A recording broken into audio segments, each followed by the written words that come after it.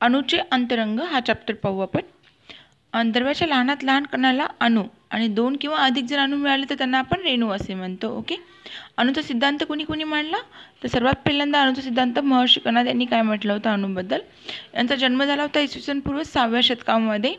प्रभास क्षेत्र म्हणून आजचे गुजरात राज्यातील सौटी सोमनाथ जवळील प्रभास पट्टम येथे झाला होता. यांचं मूळ नाव काय होतं उलूक. ओके, उलूक असं होतं. शेतातील धान्यांवर उदरनिर्वाह करत होते त्यांनी, म्हणून त्यांना काय म्हणतात कणाद हे नाव पडलेलं आहे. त्यांचं नाव कणाद का बरं पडलं, कारण शेतीवर धान्यावर उदरनिर्वाह करत होते. प्रत्येक पदार्थ अविभाज्य अशा अत्यंत लहान कणांनी बनलेला असतो. ही संकल्पना मांडली, त्याला त्यांनी परमाणू असं नाव दिलं होतं. ओके. त्यांनी काय म्हटलं होतं की प्रत्येक पदार्थ अविभाज्य अशा अत्यंत लहान कणांनी बनलेला आहे, म्हणून त्या संकल्पना त्यांनी परमाणू असं म्हटलं होतं. अणूंचे विभाजन करता येणार नाही, जो कोणी अणूचे विभाजन करेल त्याच्यावर पश्चाताचीच पाळी आल्याशिवाय राहणार नाही, असं प्रतिपादन महर्षी कणाद यांनी केलं होतं. ओके. त्यांनी पिलो म्हणजे परमाणू म्हणत प्राण सोडला होता. पिलो परमाणू म्हणून प्राण सोडला होता. ओके. महर्षी कणाद यांनी. आता डेमोक्रॅटिस जे ग्रीक विचारवंत होते, इसवी सन पूर्व 430 मध्ये डेमोक्रॅटिसने टोमास या ग्रीक शब्दापासून बनलेला ॲटमॉस ही संज्ञा प्रचारात आणली होती. याचा अर्थ काय होता ॲटमॉसचं नाव दिलं होतं त्यांनी कणांना. ओके. आणि त्याचा अर्थ होता की कापता न येणारा, आणि यांनी द्रव्य हे अत्यंत लहान कणापासून बनलेलं आहे असं म्हटलं होतं डेमोक्रॅटिस यांनी. ओके. त्यांनी ॲटमॉस हे नाव दिलं, तर ॲटमॉसचा अर्थ काय होतं जे कापता येऊ शकत नाही असं एवढं बारीक समजा. जॉन डाल्टन यांनी 1803 मध्ये पहिला अणु सिद्धांत मांडला होता. अणू निर्माण करता येत नाही, तसेच त्यांच्या अणूंचे लहान कणांमध्ये विभाजनही करता येत नाही, आणि ते रासायनिक प्रक्रियेमध्ये नष्टही करता येत नाही. एकाच मूलद्रव्याचे सर्व अणू समान असतात. अणू भरीव व कडक गोळा आहे. अणूच्या धन किंवा ऋण प्रभाराविषयी काहीही स्पष्टीकरण दिलेलं नाही आहे. जे थॉम्सन यांनी काय म्हटलं होतं, इलेक्ट्रॉन जनक आहेत, ते इलेक्ट्रॉनचे जनक म्हणतात जे थॉम्सन यांना. 1904 मध्ये कॅथोड रे ट्यूबचा वापर करून इलेक्ट्रॉनचा शोध लावला होता जे थॉम्सन यांनी. अणूमध्ये ऋण प्रभारयुक्त इलेक्ट्रॉन असतात. अणूचे सर्वात पहिल्यांदा भेदन करणारा माणूस असे थॉम्सनने वर्णन केले होते. ओके. अणूचे सर्वप्रथम भेदन करणारा कोण आहे, माणूस आहे असं थॉम्सनने म्हटलं होतं. अणूला कलिंगडाची उपमा दिली होती जे थॉम्सन यांनी. ओके. अणूला कलिंगडाची उपमा कोणी दिली होती, जे थॉम्सन यांनी. त्यांनी काय म्हटलं होतं, त्याच्यातील लाल बिया म्हणजे काय, लाल भाग जो आहे तो धनप्रभारयुक्त प्रोटॉन आहे. जे कलिंगड म्हणजेच काय, वॉटरमेलॉनमधला जो लाल भाग असतो तो धनप्रभारित प्रोटॉन आहे. ओके. आणि जे काळ्या बिया आहेत ते ऋण प्रभारयुक्त इलेक्ट्रॉन आहेत असं म्हटलं होतं त्यांनी. याला प्लम पुडिंग आणि पारूप असे सुद्धा म्हटलं होतं. ओके. यांनी काय म्हटलं होतं, याला प्लम पुडिंग अनुपारूप असं म्हटलं होतं. ओके. अनुपारूप, प्लम पुडिंग अनुपारूप असं म्हटलं होतं कलिंगडाला.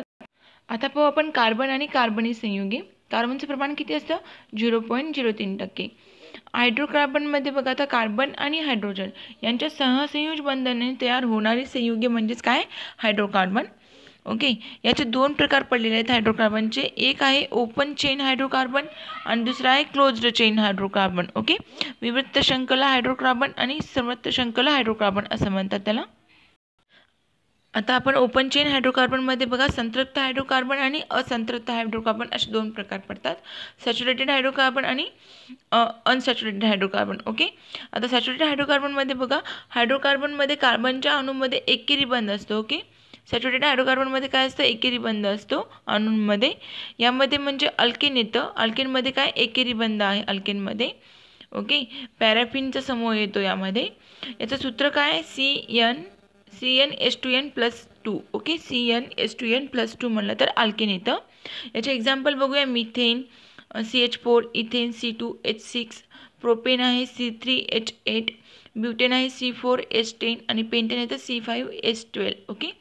आता असंतृप्त हायड्रोकार्बनमध्ये म्हणजेच काय, यामध्ये कार्बन अणूमध्ये 2 किंवा 2 पेक्षा जास्त बंधनाने जोडलेले असतात. 2 किंवा 3 बंधने यामध्ये असतात असंतृप्तमध्ये.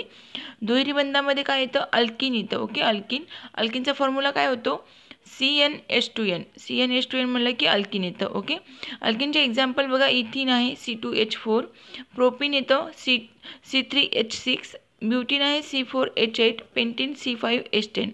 आणि आता अल्काईनचा फॉर्म्युला काय येतो, अल्काईन म्हणलं तर CnH2n-2. ओके. अल्काईन म्हणलं तर CnH2n-2, अल्केन म्हणलं तर CnH2n+2, अल्किन म्हणलं तर फक्त CnH2n, आणि अल्काईन म्हणलं तर CnH2n-2 करायचं. आता अल्काईनचे एक्झाम्पल बघा, इथाईन आहे C2H2, प्रोपाईन येतं ब्युटाईन आणि पेंटाईन येतं. Okay, इथाईनचा C2H2 formula, प्रोपाईनचा C3H4, ब्युटाईनचा C4H6, पेंटाईनचा येतो C5H8. कार्बन हा अधातू मूलद्रव्य आहे आणि निसर्गतः तो हिरा आणि ग्राफाइट या स्वरूपामध्ये सापडतो. सर्व वनस्पती व प्राणीजन्य पदार्थांमध्ये कार्बन हा प्रमुख घटक असतो. कार्बनचा अणुअंक 6 असतो आणि अणुवस्तुमान किती आहे 12 आणि त्याचे संयोजक किती ते 4 येते. ओके, कार्बनचे गुणधर्म बहुरूपता आहे. याच्यामध्ये कार्बनमध्ये बहुरूपता नावाचा गुणधर्म येतो. त्यामध्ये काय, निसर्गामध्ये काही मूलद्रव्ये एकापेक्षा अधिक रूपामध्ये आढळतात. कार्बनचा बहुरूपता हा गुणधर्म, यामध्ये निसर्गामध्ये जे काही मूलद्रव्ये एकापेक्षा अधिक रूपामध्ये आढळतात त्यांचे रासायनिक गुणधर्म सारखे असले तर त्यांचे भौतिक गुणधर्म मात्र भिन्न असतात आणि या गुणधर्माला आपण काय म्हणतो, बहुरूपता म्हणतो. कार्बन, सल्फर, फॉस्फरस ही निसर्गातली काही बहुरूपी मूलद्रव्ये आहेत. आता कोशांचे प्रकार बघा. अँथ्रोसाइटमध्ये किती 80% कार्बन असं उच्च प्रतीचं आहे अँथ्रोसाइट.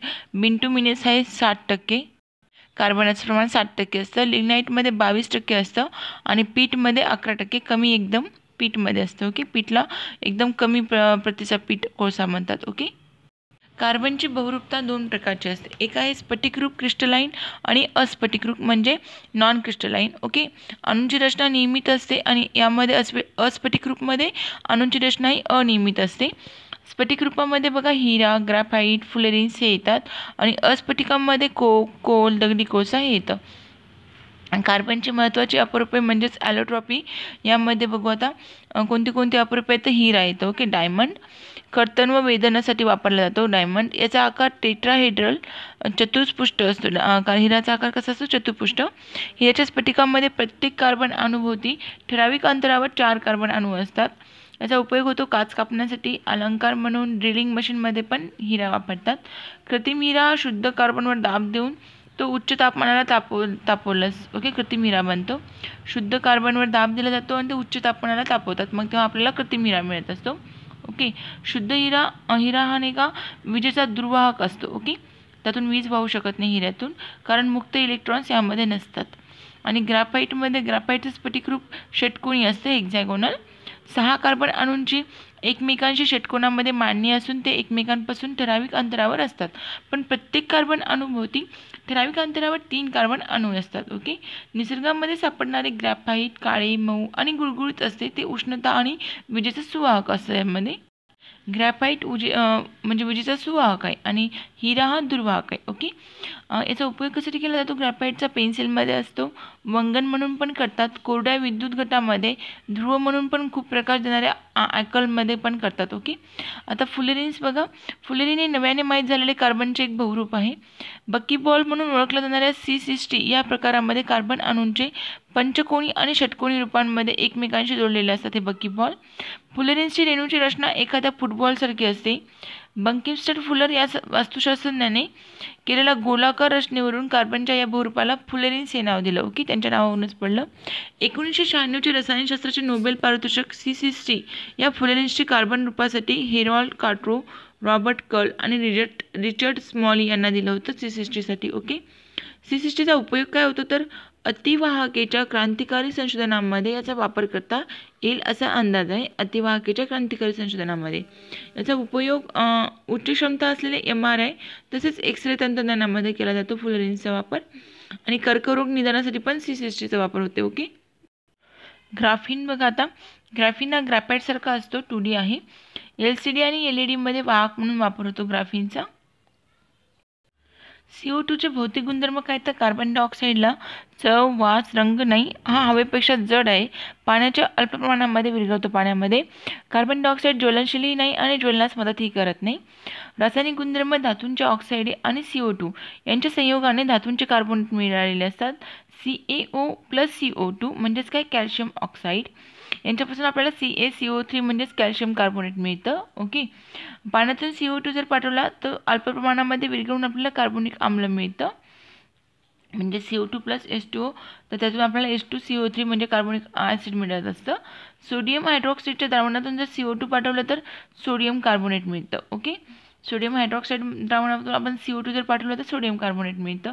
Na2CO3 सोडियमच्या कार्बोनेटच्या पाण्यातील द्रावणातून कार्बन डायऑक्साईडला जर पाठवलं असता सोडियम बायकार्बोनेट मिळतं आपल्याला, खायचा सोडा. ओके, कार्बनचे उपयोग कसे येतं तर तर शीतपेयाच्या निर्मितीमध्ये उपयोग होतो CO2चा. शुष्क बर्फ तयार करण्यासाठी होत असतो. अग्निशमन वायूमध्ये करतात. धुण्याचा सोडा तयार करण्यासाठी, सोडियम बायकार्बोनेट म्हणजे खाण्याचा सोडा तयार करण्यासाठी, आणि फोटोसिंथेसिसमध्ये कार्बनचा उपयोग होतो. कार्बनचे संयुगे आणि गुणधर्म बघू आपण. मिथेन CH4 नैसर्गिक वायूमध्ये CH4चे प्रमाण हे जास्तीत जास्त असतं. C+2H2 म्हणजेच काय CH4 होतं. ओके. मिथेन हा बायोगॅसमध्ये 60% प्रमाण आहे. मिथेन वायूचं बायोगॅसमध्ये. याचा आढळ म्हणजे निसर्गातील दलदलीच्या भागामध्ये मिथेन सापडतं. त्याला आपण मार्श गॅस असेही म्हणतो. मिथेनला आपण मार्श गॅस असेही म्हणतो. CH4ला दाब देऊन द्रवीकरण करता येत नाही, त्यामुळे ते सिलेंडरमध्ये न भरता नळाद्वारे हव्या त्या ठिकाणी आपण न्यावं लागत असतं. मिथेन वायू हवेच्या सानिध्यामध्ये पेटवला असता निळ्या ज्योतीने पेटत असतो. ओके, निळी ज्योत होते त्याची. याची निर्मिती गोबर गॅस संयंत्रणामध्ये हवेच्या अनुपस्थित वनस्पती व प्राण्यांच्या टाकाऊ पदार्थापासून CH4 वायू मिळतो. प्रयोगशाळेमध्ये H2 आणि CO यांचे मिश्रण 300 डिग्रीला निकेल या धातूच्या उपस्थितीमध्ये तापवलं असता आपल्याला CH4 वायू मिळतो. ओके. प्रयोगशाळेमध्ये CH4 वायू पाहिजे असेल तर आपल्याला H2 ला CO यांचं मिश्रण, दोघांचं मिश्रण करावं लागेल आणि 300 डिग्री सेल्सिअसला त्यांना तापवावं लागेल. ओके. याचा गुणधर्म काय? CH4 हा वायू रंगहीन, गंधहीन, चवहीन असून तो हवेपेक्षा पण हलका आहे आणि तो पाण्यामध्ये मात्र विरघळत नाही. CH4 पाण्यामध्ये विरघळत नाही. याचा उपयोग आहे ॲसिटिलीन या कार्बन संयुगाच्या निर्मितीसाठी. ओके. CH4चा वापर ॲसिटिलीन या कार्बन संयुगाच्या निर्मितीसाठी केला जातो. प्रयोगशाळेमध्ये कार्बन डायऑक्साईडची निर्मिती होत असते. Ethanol, ethyl alcohol, spirit. Okay. आपण इथेनॉललाच काय म्हणतो? स्पिरिटसुद्धा म्हणतो. C2H5OH हा फॉर्म्युला येतो याचा. रंगहीन द्रवरूप संयुग आहे. हे निर्मिती किण्वन प्रक्रियेतून केली जाते. ओके. इथेनॉलचं हे फॉर्म्युला लक्षात ठेवावं लागेल बघा. C2H5OH येतो. ओके. याचा उपयोग हा इथेनॉलचा दारू, वाईन तयार करण्यासाठी, वाहनातील पेट्रोलमध्ये इंधन म्हणून, साबण किंवा सुवासिके तयार करण्यासाठी पण केला जातो इथेनॉलचा वापर. आता इथिलीन बघा. इथिलीन म्हणजेच इथिन आहे. C2H4 येतं इथिलीन. निसर्गामध्ये कोळसा व पेट्रोलियम वायूसोबत आढळतो. श्वासावाटे शरीरात गेल्यास माणूस बेशुद्ध होऊ शकतो. ओके. याच्यामध्ये सिग्मा बंध हा 5चा असतो इथिलीनमध्ये. आता याचा उपयोग कशासाठी होतो? प्लास्टिकची पिशवी, टाक्या, नळ, खुर्ची, प्लास्टिकच्या वस्तू तयार करण्यासाठी होतो इथिलीनचा वापर. याचा वापर कृत्रिमरित्या फळे पिकवण्यासाठी सुद्धा होतो. ओके. वैद्यकीय क्षेत्रामध्ये भूल देण्यासाठी पण वापर केला जातो इथिलीनचा. ओके. भूल देण्यासाठी इथिलीन वापरतात. मिथिल अल्कोहोल म्हणजेच काय? मिथेनॉल येतं. CH4OH. यास आपण वूड अल्कोहोल म्हणतो, वूड स्पिरिट. याला आपण कष्टजन्य अल्कोहोल असं सुद्धा म्हणतो. हे एक विषारी संयुग असून मानवाच्या शरीरामध्ये गेल्यास आपल्याला मृत्यू होण्याची पण शक्यता असते. ओके. वूड अल्कोहोल, त्याला वूड स्पिरिट असेही म्हणतात. ओके. मिथेनॉल कार्बन मोनॉक्साईड आणि हायड्रोजनच्या संयोगातून तयार होत असतो मिथेनॉल. ओके. याचा उपयोग कशासाठी? सुगंधी द्रव्ये, कृत्रिम धागे, पेट्रोलसोबत इंधन म्हणून पण केला जाऊ शकतो. ॲसिटिलीन म्हणजेच इथाईन. इथाईनचा फॉर्म्युला येतो C2H2. हा रंगहीन असतो आणि कॅल्शियम कार्बाईड आणि पाणी यांच्या अभिक्रियेतून बनलेला असतो. अभिक्रियेतून कॅल्शियम कार्बाईड आणि पाणी याच्यापासून आपल्याला ॲसिटिलीन मिळतं. याचा उपयोग होतो बेंझिन तयार केलं जातं. धातू कापण्यासाठी, जोडण्यासाठी वापर केला जातो. कापड तयार करण्यासाठी आणि फळे पिकवण्यासाठी पण केला जातो. ओके. क्लोरोफॉर्म, टायक्लोरोफॉर्म म्हणजे CHCl3 रंगहीन द्रव्य असतं आणि पाण्यापेक्षा पण जास्त घनता असते. हा किडनी आणि यकृतासाठी हानिकारक असतो. याचा उपयोग आहे दवाखान्यामध्ये भूल देण्यासाठी केला जातो क्लोरोफॉर्मचा उपयोग. फिनॉल बघा. फिनॉल म्हणजेच कार्बोलिक ॲसिड होतं. ॲरोमॅटिक संयुग आहे. हे रंगहीन असतो आणि वासपात्र उग्र असतो. पाण्यामध्ये विद्राव्य असा विषारी संयुग आहे, विषारी आहे फिनॉल. वापर जीवाणूनाशक म्हणून केला जातो आणि ॲस्पिरिन तयार करण्यासाठी पण केला जातो फिनॉलचा वापर. ओके. कार्बोलिक ॲसिडचा वापर. हवा सुमारे 100 वर्षापूर्वी CO2च्या हवेतील प्रमाण 0.029% होतं आणि आज 0.035% झाले आहे.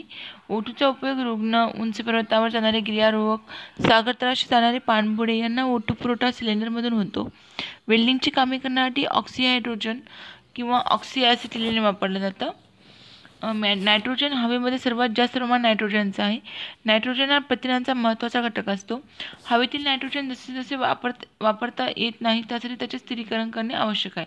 म्हणजे हवेमधलं नायट्रोजन आपण डायरेक्टली वापरू शकत नाही, त्याचे स्थिरीकरण करणं आवश्यक आहे. N2चे स्थिरीकरण वातावरणातील N2 जसाच तसा वापरता येत नाही, म्हणून सजीवांना उपयुक्त ठरणाऱ्या नायट्रोजनचे रूपांतर अमोनिया आणि नायट्रेटमध्ये अशा संयुगामध्ये होतं आणि नायट्रोजनचे स्थिरीकरण होत असतं. आता नायट्रोजन स्थिरीकरण करण्याच्या दोन पद्धती, एक जैविक स्थिरीकरण, एक वातावरणीय स्थिरीकरण आहे. जैविक स्थिरीकरणामध्ये वनस्पतीच्या मुळावरील गाठीमध्ये असणारे सूक्ष्मजीव हे वातावरणामध्ये N2 शोषून घेऊन त्यांचे N2च्या संयुगामध्ये रूपांतर करत असतात.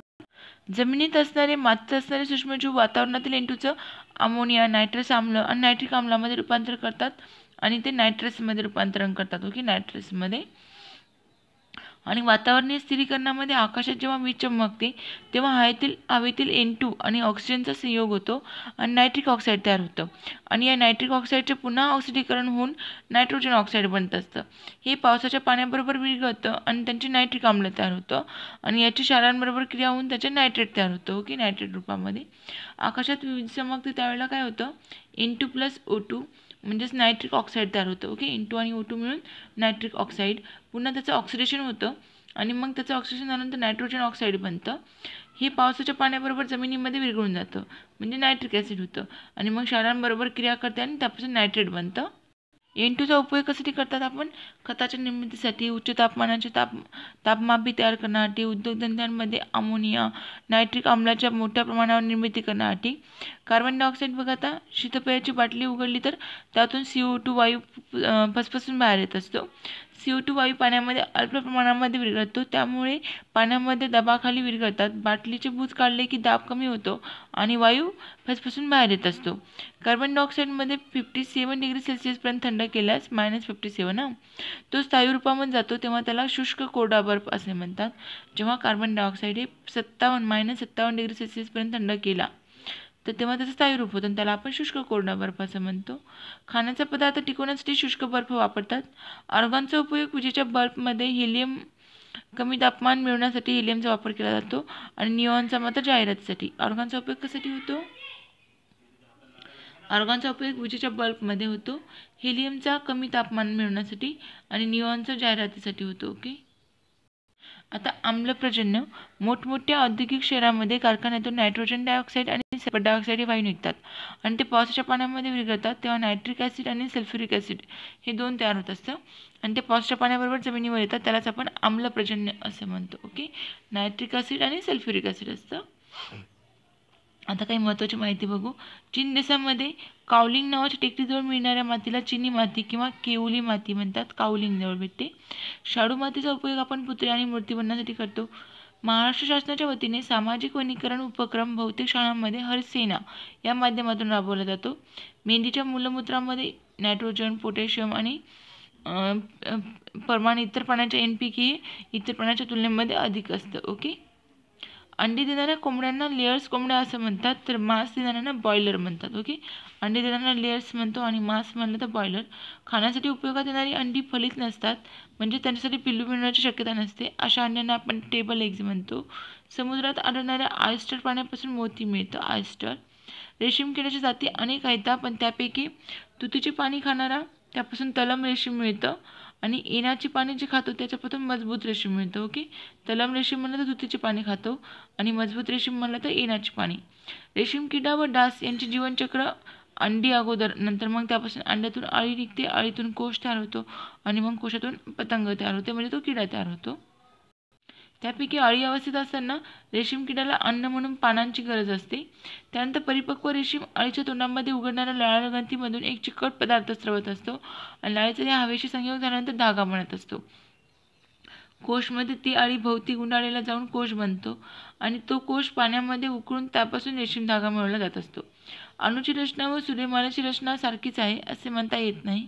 युग्लिना हा प्राणी आणि वनस्पती दोन्ही गटातील आहे असे का म्हणतात? कारण काय तर युग्लिना हा सजीवांचे वर्तन प्राण्याप्रमाणे आहे, परंतु पाण्यामध्ये हरितद्रव असतं, त्यामुळे तो वनस्पतीप्रमाणे स्वयंपोषी पण ठरतो. म्हणून युग्लिना हा सजीव कसा आहे? प्राणी व वनस्पती दोन्ही वर्गातील आहे युग्लिना. एडवर्ड जेनर यांनी देवी रोगाची लस शोधून काढली होती. त्यांना ही प्रेरणा गवळणीच्या हातावर असलेल्या पुरळावरून आली होती. O2 प्रमाण वाढल्यास आग लागण्याचा धोका निर्माण होतो. की O2 प्रमाण वाढलं तर आग लागण्याचा निर्माण होतो. N2चं प्रमाण जर वाढलं तर गुदमरण्याचा धोका निर्माण होतो. की गुदमरून माणूस मरतं. जनावरांना देण्यात येणाऱ्या 2 प्रतिबंधक लस येतात. एक लाळ्या रोगाची लस आणि दुसरी आहे सुरकुत्या रोगाची लस. ओके, प्रजातींमध्ये सजीवसृष्टीतील वर्गीकरणामध्ये एक समान गुणधर्म असणारा गट बनतो. पेट्रोलियमला आपण जीवाश्म इंधन म्हणतो. मिथिल अल्कोसोसायनेटला आपण मिथिल अल्कोसोसायनेटमुळे भोपाळची वायू दुर्घटना घडली. Okay, methyl अल्कोसोसायनेट. LPG मध्ये द्रव इथाइल मीठ कापटन असतं. गारव्यासाठी रेफ्रिजरेटरमध्ये आपण फ्रेऑन वापरतो.